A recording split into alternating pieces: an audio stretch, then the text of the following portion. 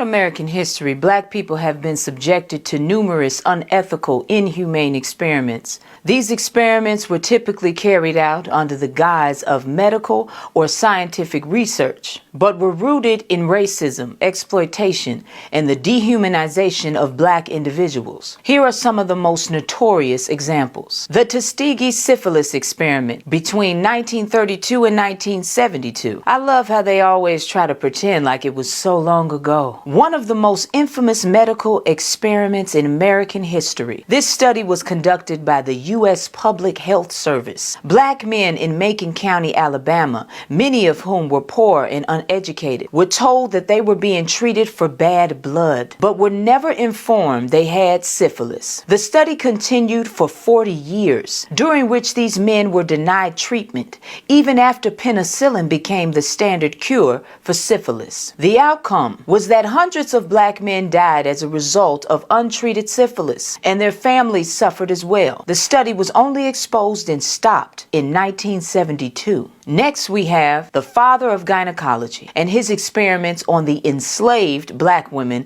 of the 1840s and 1850s. Dr. J. Marion Sims, a prominent 19th century physician, conducted a series of surgeries on enslaved black women without anesthesia. He is often credited with pioneering gynecology surgery techniques, but these advances were built on the torture of black women who were used as human subjects in his experiments. Many of these women were subject to repeated and painful surgeries to address issues caused by childbirth to help white women. Without their consent or proper recovery care, Sims' experiments were vital to his success in gynecology, but were carried out with extreme brutality, and his legacy remains despicable and criminal. To this day, black women still have the highest death rate in healthcare because our pain is ignored by most white doctors. Next, we have the Mississippi appendectomies of the 1930s to the 1970s.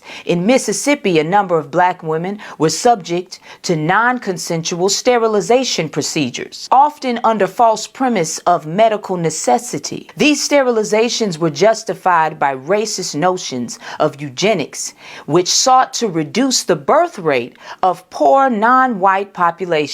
It is estimated that over 20,000 black women, mostly poor black women, were sterilized in the U.S. as part of a state-sponsored effort to control their reproductive rights. These sterilizations were often performed without the women's knowledge or consent, leading to lifelong trauma. For example, in 1961, a white doctor gave Fannie Lou Hamer a hysterectomy without her consent while she was undergoing surgery to remove a uterine tumor. Next, we have the Henrietta Lacks case of 1951.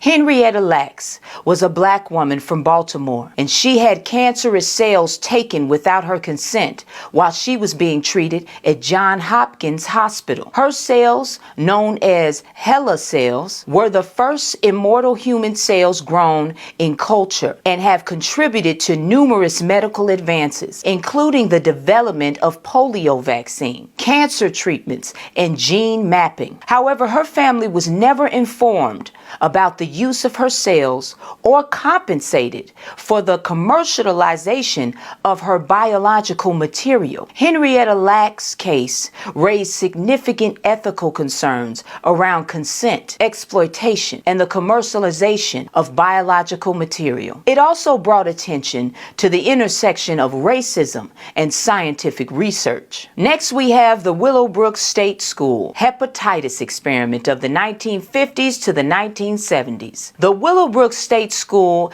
in Staten Island, New York, was an institution for children with intellectual disabilities. Researchers deliberately infected these children, many of whom were black and from low-income families, with hepatitis in an effort to study the progression of the disease and test vaccines. The children were not given informed consent, and the experiment continued even after it became clear that the children were being harmed. The unethical nature of the experiment was revealed in the 1970s, leading to public outrage and reforms in the ethics of medical research involving vulnerable populations. Next, we have the Tuskegee Airmen and atomic testing in the 1940s to the 1950s.